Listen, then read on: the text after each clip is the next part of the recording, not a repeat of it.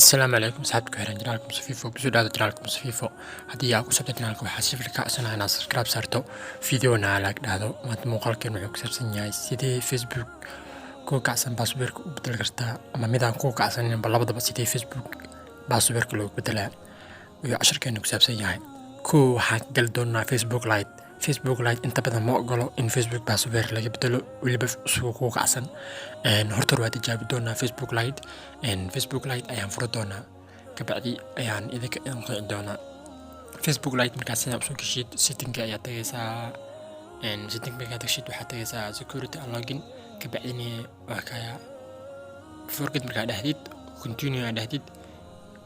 automatically meeshan ayuu keenaya ku celi mar labaad meeshaas ayuu keenaya marka waxaan furi doonaa facebooka weynka ayaan furi doonaa si passwordka aan facebooka ugu bedelno ciwaanka rabna ayaan soo kicsan doonaa ciwaanka rabna markuu saanayo soo kaco waxa uu weydiinayaa allow iyo waxaas ku weydiinayaa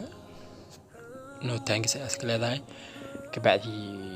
saddexdaas calaamadood ayaa tagaysaa settingka ayaa ka dooranaysaa settingka markaa ka doorato hoos ayaa xoogaa yar usoo degi doonaa hoos markaa usoo degno security and login meesha ku qoran tahay ayaan raadi doonaa security unlocking waatana security unlocking oo jiddan meesha farta aan ku geejiyo meeshaas ayaan ku dhufanaysaa kabacdi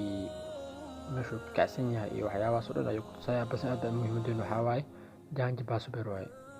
janji passwordka markaa dhahdid passwordkaagii hore haddaad taqaanid ayaa gashanaysaa haddii aadan aqoonina furgid ayaa leedahay marka aniga waan aqaanaa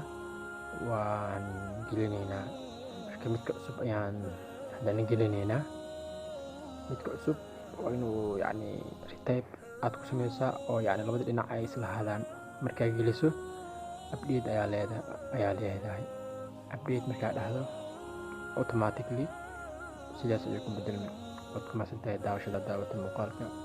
wassalaamu calaykum waraxmatullaahi tacaala wabarakaatuh ramadaan mubaarak fiidiyowga doo qanciyay yaagsaar asxaabtaan u sheeg jiray waa mahadsantihiin